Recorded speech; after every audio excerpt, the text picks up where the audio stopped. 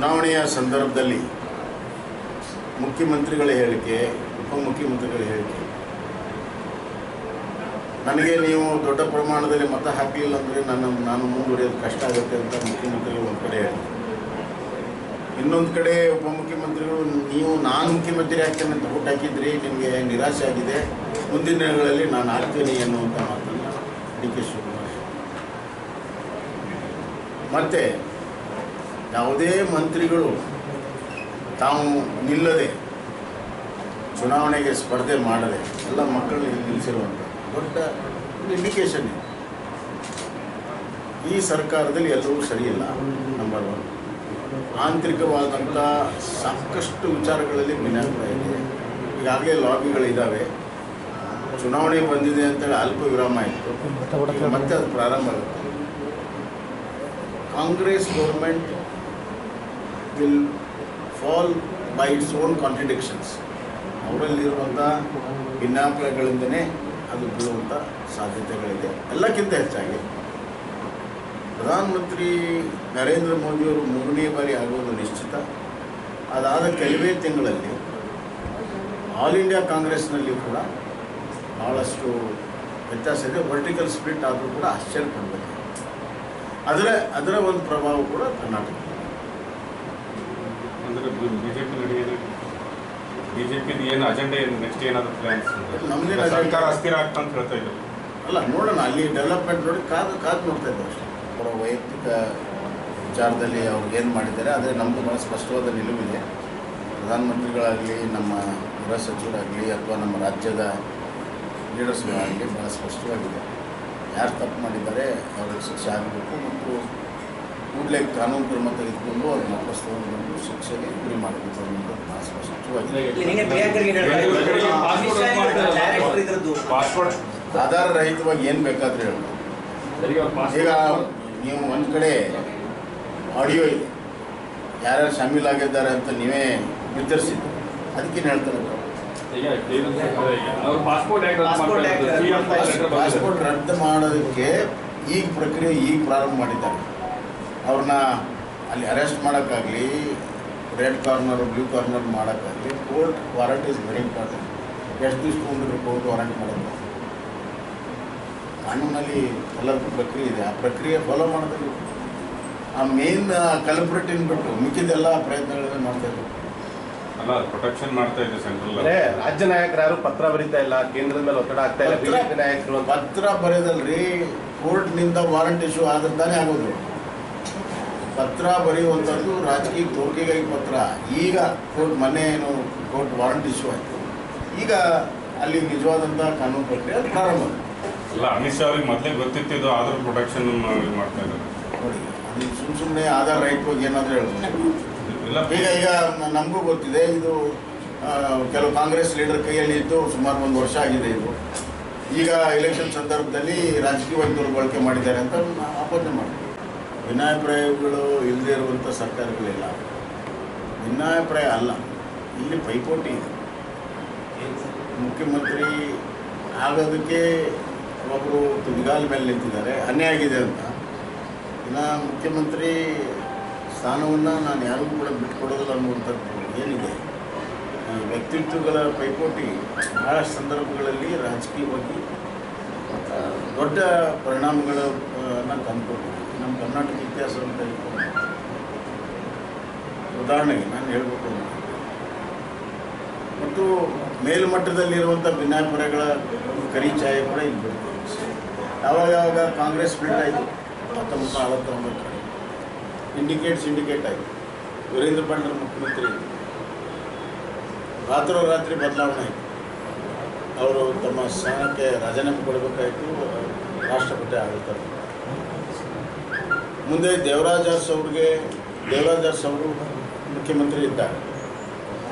ಮತ್ತೆ ಕಾಂಗ್ರೆಸ್ ಸ್ಪ್ಲಿಟ್ ಆಯಿತು.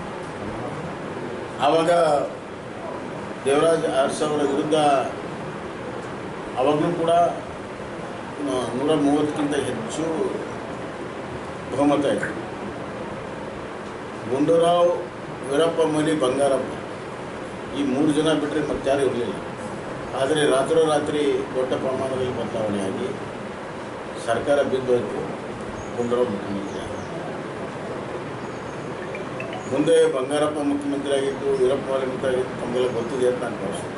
ಹೀಗಾಗಿ ನಂಬರ್ ಇಂಪಾರ್ಟೆಂಟ್ ಅಲ್ಲ, ಪೊಲಿಟಿಕಲ್ ಡೆವಲಪ್ಮೆಂಟ್ ಭಿನ್ನಾಭಿಪ್ರಾಯ ಪ್ರಶ್ನೆ ಭಿನ್ನಾಭಿಗಿಂತ ದೊಡ್ಡದಾಗಿರುವಂಥ ಪೊಲಿಟಿಕಲ್ ರಾಜಕೀಯ ಮಹತ್ವಾಕಾಂಕ್ಷೆ ರಾಜಕೀಯವಾಗಿ ಭಾಳ ದೊಡ್ಡ ದೂರಗಾಮಿ ಪರಿಣಾಮವನ್ನು ಕೇಂದ್ರದ ಜೊತೆಗೆ ಸಂಘರ್ಷ ಮಾಡಲಿಕ್ಕೆ ಭೀಕರ ಬರಗಾಲ ಆಯಿತು ಸುಮಾರು 10 ತಿಂಗಳಿಂದ.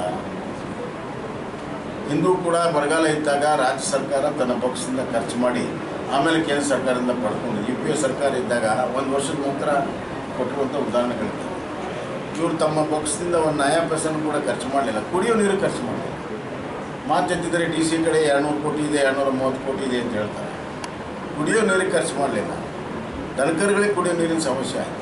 ರಾಯಚೂರು ಜಿಲ್ಲೆಯಲ್ಲಿ ದನಕರುಗಳನ್ನು ಅರ್ಧ ರೇಟಿಗೆ ಮಾರುವಂಥ ಪರಿಸ್ಥಿತಿ ಬಂತು.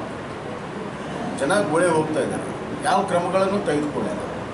ಮತ್ತು ಈಗ ಏನದು 2,000 ರೂಪಾಯಿ ಕೊಟ್ಟಿದ್ದಾರೆ, ಅದು NDRFದ 75% ಕೇಂದ್ರ ಸರ್ಕಾರ, 25% ರಾಜ್ಯ ಸರ್ಕಾರ.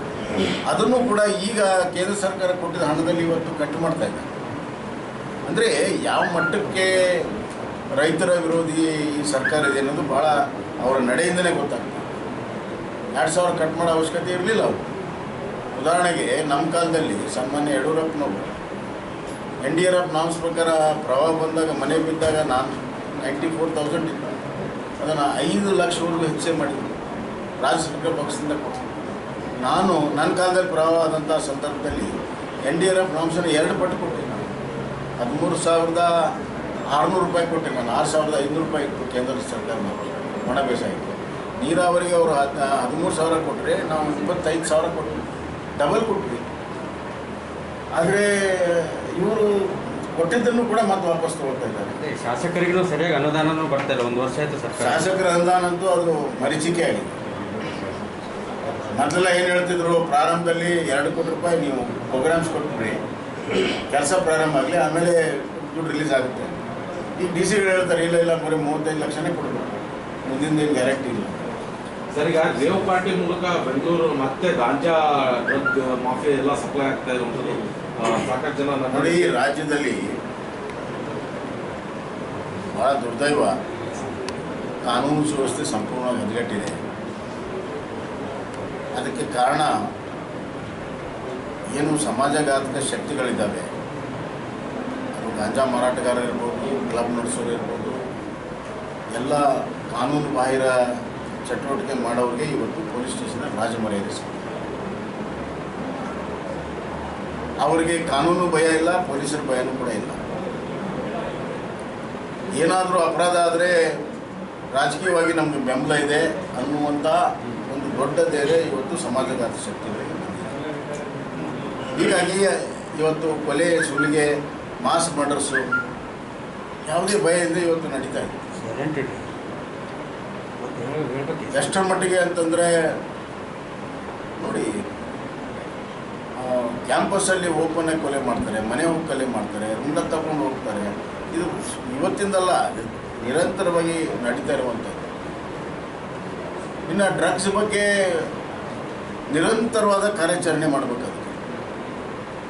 ಡ್ರಗ್ ಲಾಬಿ ಯಾವಾಗಲೂ ಕೂಡ ಅವರು ನಿರಂತರವಾಗಿ ತಮ್ಮ ಪ್ರಯತ್ನಗಳಿರ್ತವೆ. ಎಲ್ಲಿವರೆಗೂ ಆ್ಯಂಟಿ ಡ್ರಗ್ ಡ್ರೈವ್ ನಿರಂತರವಾಗಿ ನಡೆಯೋದಿಲ್ವೋ ಅಲ್ಲಿವರೆಗೂ ಕಂಟ್ರೋಲ್ ಮಾಡೋಕ್ಕೆ ಸಾಧ್ಯ ಇಲ್ಲ. ಆ ಆ್ಯಂಟಿ ಡ್ರೈವನ್ನು ಮಾಡೋದು ನಿಲ್ಲಿಸ್ಬಿಟ್ಟಿದೆ.